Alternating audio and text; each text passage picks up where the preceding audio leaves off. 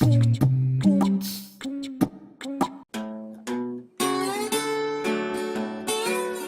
week on Working Class Foodies, we're going to make a classic American breakfast: eggs, potatoes, and breakfast meat. And as always, we're going to keep it affordable while using local, seasonal ingredients.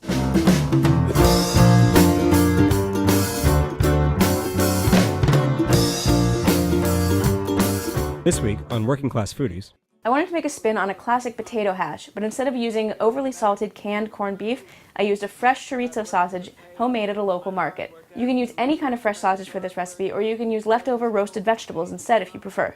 I picked up a carton of eggs and a pound of red skin potatoes at the farmer's market. First thing you should do is put your eggs out on the counter to let them come to room temperature. Just as with meat, eggs will cook better if you start them off at room temperature. Next, you want to parboil your potatoes. I actually recommend that you keep a container of parboiled potatoes already in your fridge, but if you don't have that on hand, that's totally fine. Here's a really simple way to do it. Cut your potatoes into bite-sized pieces.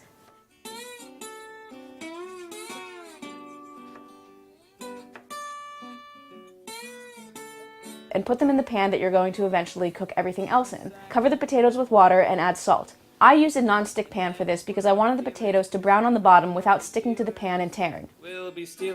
Bring this to a boil and boil the potatoes for about 10 minutes or until they're just fork tender. You don't want them to be soft and you don't want them to fall apart when you put the fork in. You want them to just let the fork go into the flesh. Drain your potatoes and set them aside.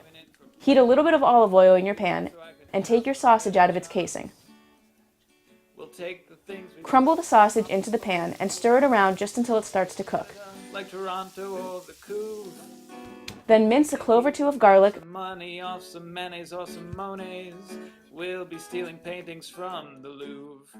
and add those in with the meat.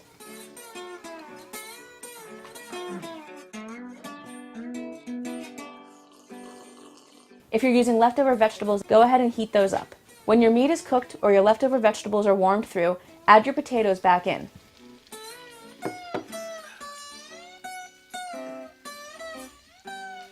Taste your hash and adjust the seasoning with a little salt and pepper if necessary.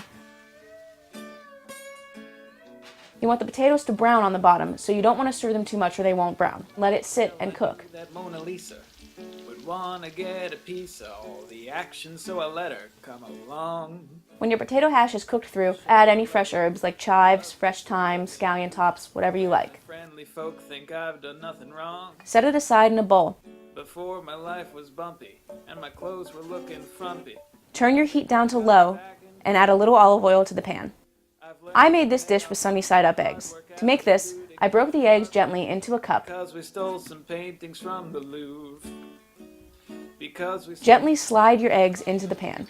Whites first. You want it to be just warm enough so that they hold their shape and cook through, and you want the whites to cook but the yolks to stay soft. Season with salt and pepper and a little fresh herbs if you want. I used fresh thyme. And just cook until the whites are set. You can also add scallion tops if you want. Slide the eggs back out of the pan and serve on top of your potato hash with a nice piece of toast on the side. And that's it. That's your classic American breakfast. This dish made 2 giant portions, and the total cost, with the toasted focaccia, came down to $3 a person. So that's our Working Class Foodies breakfast. Let me know in the comments below what your favorite breakfast is, and we'll see you next week on Working Class Foodies. Don't forget to sign up for our new Working Class Foodies newsletter. The link is below. We'll see you next week.